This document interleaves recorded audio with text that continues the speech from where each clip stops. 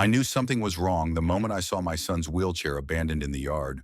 One wheel stuck in the mud, the control panel still glowing. Moments later, I found him crawling across the grass, his hands red and blistered, gasping. "She poured bleach on my garden, Dad. It burns." That was the day Delilah Connors turned our peaceful neighborhood into a battlefield and chose the wrong family to attack. I knew something was terribly wrong the moment I turned onto our cul-de-sac in Willow Glen Reserve. The sun was just beginning to dip behind the foothills outside Boulder, casting amber streaks across the pavement, but none of the usual comfort came with it. Not when I saw my son's electric wheelchair abandoned at the edge of our front walkway, one wheel sunk in a muddy patch near the hydrangeas. The control panel was still blinking idle. That chair was Eli's lifeline, his independence. He would never leave it behind willingly. I parked in a rush, barely shutting off the engine, before I was out the door. "Eli," I called, my voice tight with a growing sense of dread. The front yard was still eerily so. No neighbors in sight, no wind rustling through the maples we'd planted last spring. Just a horrible silence broken only by the hum of cicadas and the faint trickle of the fountain from next door. Then I heard it, a whimper. Faint, strained, coming from the side of the house. I ran. Behind the rose trellis by the garden hose, I found him, Eli. My 15-year-old son, normally full of gentle curiosity and precise questions about soil acidity, was dragging himself across the mulch with shaking arms. His jeans were soaked. Angry red welts were rising on his palms and forearms. His breath hitched with pain. "Dad," he gasped, looking up at me with wide, wet eyes. She poured something on the flowers, on my garden. I tried to wash it off, and it got on me. It burns." My blood turned to ice. I didn't ask questions. 12 years in the Bureau taught me how to move in crisis, swift, calm, efficient. I scooped him into my arms, awkward limbs and all, and carried him around the back of the house to the outdoor rinse station we'd installed when his therapy began. We joked that it was overkill at the time, just a hose with warm water and a privacy screen, but in that moment it became our emergency triage. "Hold still, buddy, I've got you." I turned on the water, gently directing it over his raw red skin. The chemical smell was immediate, acrid, familiar. Bleach. I carefully removed his jeans, thank God, for the quick-release Velcro, and kept the water running across the affected skin. His legs had splash marks across the thighs. His hands were worse. I kept my voice level as I cataloged everything like I had 1,000 times before: injury, location, exposure, time, chemical type, scene integrity. But this wasn't a fugitive. This wasn't evidence for a case file. This was my boy. "Who did this?" I asked quietly, though I already suspected. Eli winced, teeth clenched. "Mrs. Connors," he whispered. "She had this big white bottle. She was pouring it over the zinnias and the tomatoes." I tried to stop her, tried to save them. I exhaled slowly, keeping my anger in check. Delilah Connors, president of the Willow Glen HOA, 62 years old, retired vice president at a regional bank, and the self-appointed gatekeeper of suburban perfection. From the day we moved in, she had opinions about our mailbox color, our mulch choice, even the angle of our solar panels. But it was Eli's garden that truly ignited her disdain. "It disrupts the aesthetic integrity of the neighborhood," she'd said at a board meeting, lips pursed like she'd just tasted vinegar. "Raised beds, trellises. It looks unprofessional." We'd explained the purpose of the garden, how Eli's occupational therapist had designed it to encourage movement coordination and emotional regulation, how each flower and vegetable served a purpose. Still, Connors had filed 3 formal complaints and issued 2 violation notices. I'd responded with full ADA documentation, stamped approvals, and even a legal brief from a civil rights lawyer I used to train with. She'd backed off publicly. But now, looking at the streaks of chemical burns on my son's legs, I knew she hadn't let it go. She'd escalated. I helped Eli into clean clothes and rushed him to the nearest urgent care. The diagnosis was quick second-degree chemical burns on both hands, left thigh and right knee. The physician applied a soothing gel, prescribed antibiotics and pain medication, and warned us to monitor for signs of infection. While Eli rested on the treatment table, eyes fluttering closed from exhaustion and medication, I stepped into the hallway and made a call. Not to the police, not yet, to our home's security system. Last year, after the third anonymous complaint about Eli's therapeutic beds, I'd installed discrete cameras, HD motion-activated cloud-backed, time-stamped, and encrypted. Old habits die hard. My background in witness protection meant I never trusted surface calm, especially in neighborhoods where everyone smiled too easily. I logged in from my phone and scanned the footage from an hour before. There she was, Delilah Connors, wearing a lavender windbreaker and cropped white pants, hair pinned up in its usual silver blonde bun. She carried a white jug clearly labeled Clorox and approached the garden with practiced ease. Her eyes darted up toward the street, and then methodically she began to pour. Over the marigolds, across the zinnias, directly onto the tomato plants Eli had babied from seed. She worked deliberately, almost ritualistically, moving down the rows. Then came the moment that made my hands clench. She paused, looked up. Eli's wheelchair rolled into frame. She waited, watched him approach, and resumed pouring faster now, heavier, aiming directly at the center bed. Eli rushed forward, voice raised. He tried to wheel between her and the plants, but she stepped around him, continuing the assault. The bleach splashed upward onto his hands, onto his jeans. And then she left. No apology, no panic. Just a satisfied smirk as she walked back down the sidewalk to her pristine colonial 3 doors down. I saved the video to a secure folder and backed it up to an external drive. Then I called the Boulder Police Department to report the assault. An officer named Stratton responded 2 hours later. "Mr. Marston," he said, with the clipped tone of someone already juggling too many suburban complaints, "this appears to be a civil issue between neighbors." "It's assault," I said flatly, "against a minor with a disability." "Mrs. Connors has already contacted us," Stratton replied, his voice growing more cautious. "She claims she was performing routine HOA maintenance on a disputed boundary area. Says your son interfered and suffered an unfortunate accident." "Bull," I snapped. "That garden is fully within our property line. I've got documentation permits, HOA exceptions, ADA compliance certificates." Well, Stratton hedged. "It's tricky. Without clear intent, I have video I cut in. Clear footage of her waiting until my disabled son approached before deliberately pouring bleach on his therapeutic garden." There was a pause. "If you'd like to send that over, you'll have it within the hour, along with a list of 7 prior incidents involving Connors and other disabled or elderly residents. And just so we're clear, this isn't a neighborhood spat. I'm David Marston, former field agent, FBI. I know the difference between a civil dispute and targeted criminal conduct. So does the Department of Justice." Another pause. "Understood, sir." After hanging up, I returned to Eli's bedside. He stirred slightly, then opened his eyes. "Is the garden okay?" he murmured. "Some of the plants were hit," I admitted, "but the soil's intact. We'll replant. Together." He nodded, blinking back tears.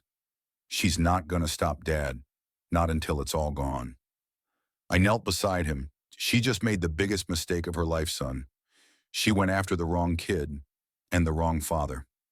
Later that night, as I sat in my study reviewing evidence, an alert chimed on my phone. It was a mass email from the Willow Glen HOA board. Subject: emergency meeting to address ongoing aesthetic violations. I read the message twice, then turned to look at the printed still frame from the footage. Delilah Connors, mid-pour bleach splashing down over a spray of yellow daisies. She thought she could silence us. She had no idea the storm she'd just unleashed. The HOA email arrived just after midnight. I was in my study, still reviewing footage from every possible angle, mapping out timestamps, jotting notes the way I used to when prepping witness files. My mind hadn't stopped turning since we returned from the hospital. Eli was asleep now, sedated, but I could still see the strain in his brow, the way he flinched when the nurse touched the burns. So when the HOA's subject line flashed across my screen, "emergency meeting to address community aesthetic violations," I didn't need a crystal ball to know who this was about. Less than 12 hours after Delilah Connors doused my son's therapeutic garden in bleach, she was already on offense, using the same weapon she'd always wielded: control, disguised as policy. I clicked the email open and scanned it. The language was vague, but intentional: new restrictions on non-standard landscaping, proposed amendments for immediate vote, and most tellingly, response to recent disruptive incidents involving resident structures and behaviors inconsistent with neighborhood guidelines. It was clear she was trying to bury the assault under a procedural power play, but not this time. Not on my watch. I forwarded the email to our family attorney, then to a former colleague who now worked in the DOJ's disability rights section. Then I walked upstairs, checked on Eli one more time, and began preparing. The emergency meeting was scheduled for 6:00 p.m. the next day at the Willow Glen Reserve Community Hall, a modern lodge-style building with vaulted ceilings, pine beams, and floor-to-ceiling windows designed to project openness. It was an illusion. That evening, the lot filled quickly. Residents arrived in neat little waves, retirees in golf polos, moms with strollers, couples still in business attire. Most had no idea what was really going on. They came expecting to vote on bushes and property lines. They didn't know yet that someone had attacked a disabled child. Eli insisted on coming. I hesitated. His hands were still heavily bandaged, legs bruised, eyes tired. But his voice was unwavering. "Dad, she did it to me. I need to be there when this ends." I helped him dress, wheeled him to the car, and parked us at the rear of the room where we had a clear line of sight. Delilah Connors was already at the front, seated at a long table with 4 other board members, mostly yes-men, people who'd coasted on her coattails for years. She wore her usual pastel cardigan and pearl studs, calm and composed like nothing had happened. But I saw the twitch in her jaw when she noticed us enter, the way her eyes narrowed slightly at the sight of Eli's bandages. The room quieted as she stood. "Thank you for coming on such short notice," she began, her voice pleasant and firm. "Tonight's meeting is in response to a pattern of violations that threaten the cohesive look and feel of Willow Glen. As you know, our community thrives on order and aesthetic harmony." Her speech went on a rehearsed monologue about community standards, creeping rule breakers, and the need for swift action. She spoke of unauthorized structures, visual disruption, and potential hazards, her eyes flicking to our corner each time she emphasized the word noncompliant. But she never named us directly. Not yet. "The board proposes a vote on revised guidelines," she concluded, gesturing to a projector screen where new bylaw amendments were displayed.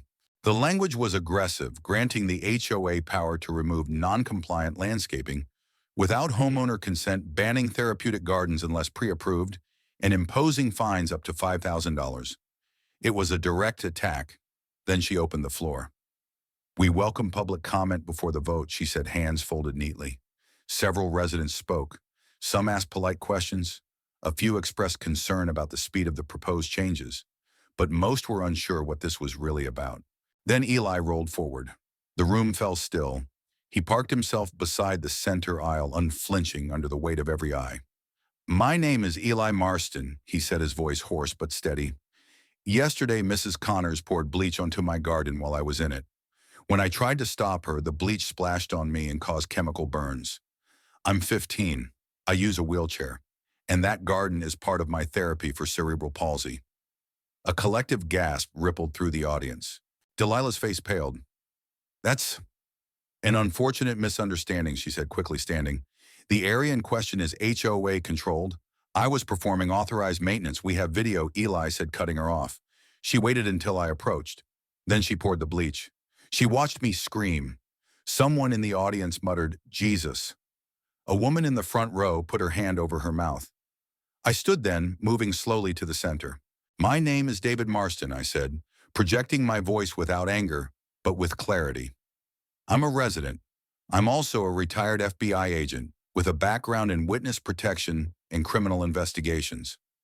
I know the difference between a property dispute and assault." Murmurs turned into whispers. I set a laptop on the table and turned it toward the screen. The footage began to play. It showed everything: Delilah walking into our yard with the bleach bottle, checking over her shoulder, then dousing the garden in deliberate lines. Then came the moment Eli appeared, shouting, trying to intervene. Her face didn't change. She didn't hesitate.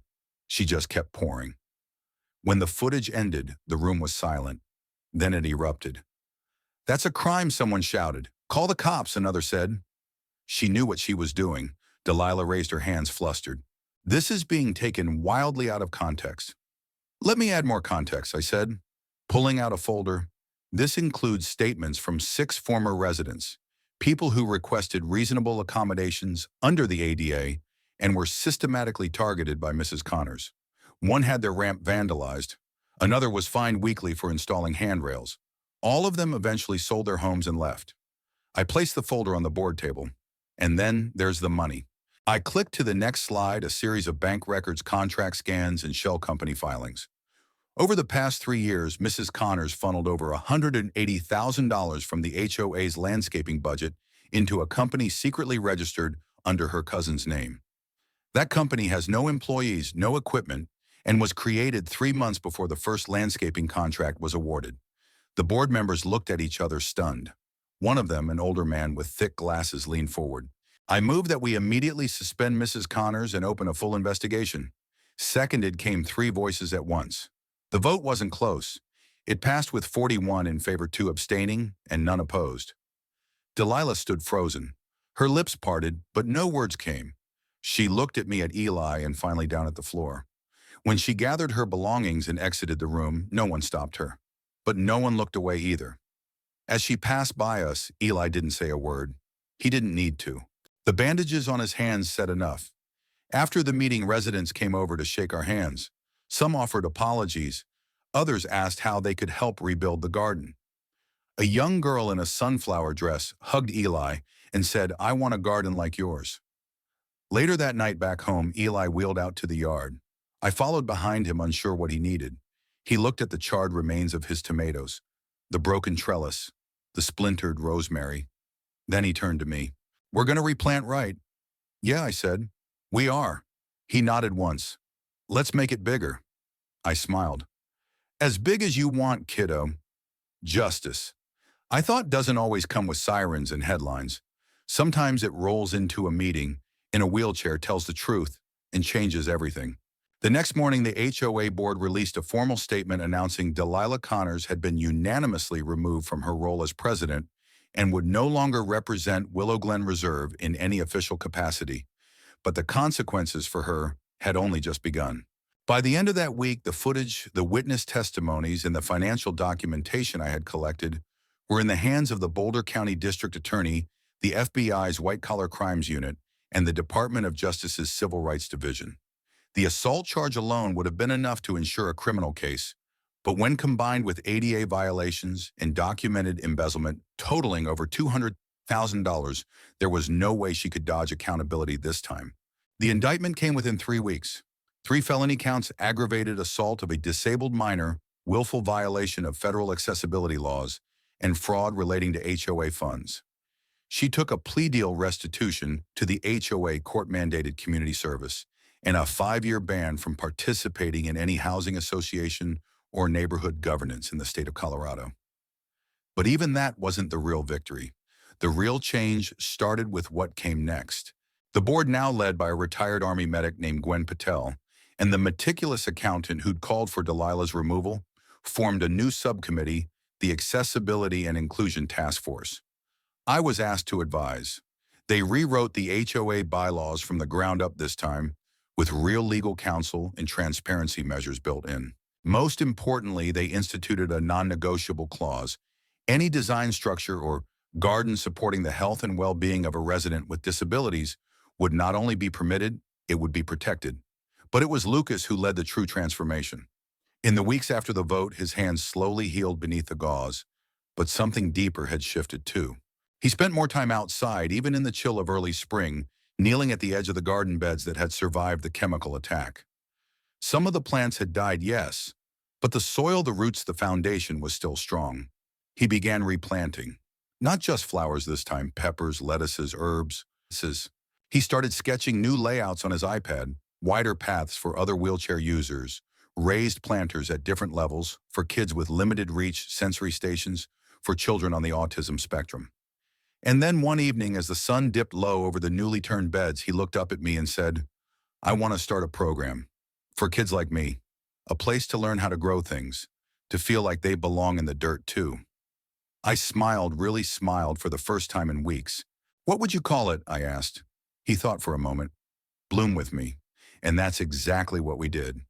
With support from the new HOA board, from neighbors who'd seen firsthand what had happened and wanted to help, and from a local horticultural nonprofit that offered starter grants, Lucas launched the Bloom With Me initiative.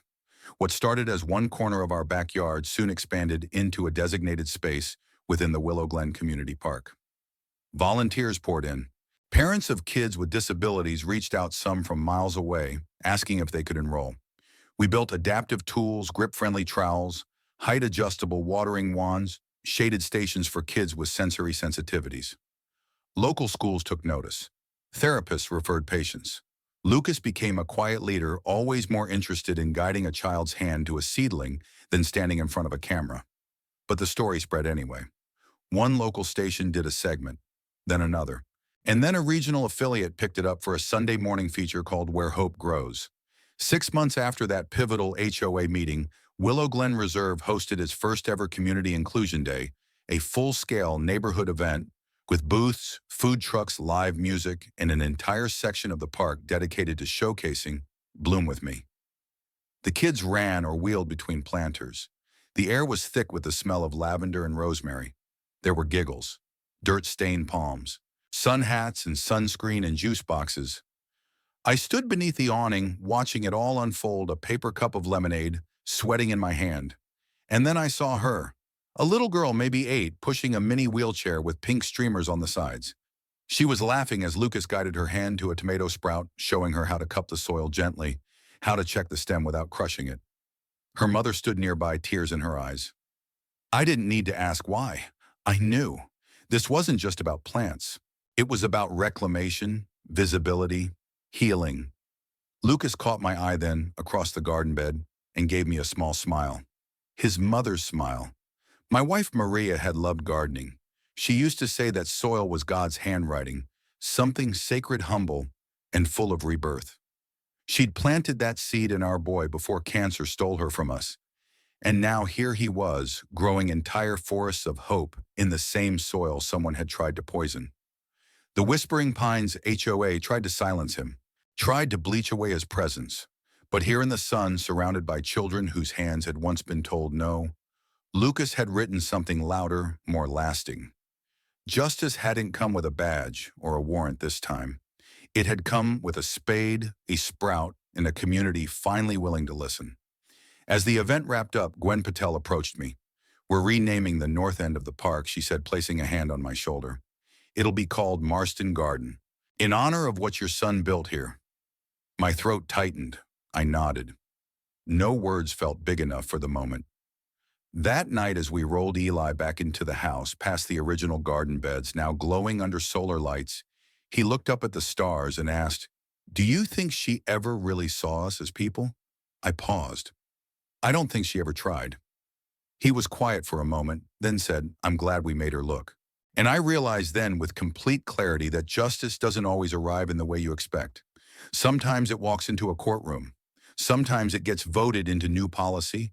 And sometimes it grows slowly, quietly, defiantly, one flower at a time. Sometimes the most powerful forms of justice don't arrive through the courtroom doors or in the back of a police cruiser. Sometimes justice takes root in a garden, in the resilience of a child who refuses to be erased, and in a community brave enough to change. The story of Lucas and his therapeutic garden is more than just a conflict with a homeowners association. It is a mirror reflecting something deeper in our society, the way we often value uniformity over inclusion, aesthetics over empathy, and silence over truth. For far too long, people with disabilities, especially children, have been expected to shrink themselves to fit a world not built for them. But Lucas showed us that change doesn't come from shrinking. It comes from blooming. The lesson here is clear: visibility matters.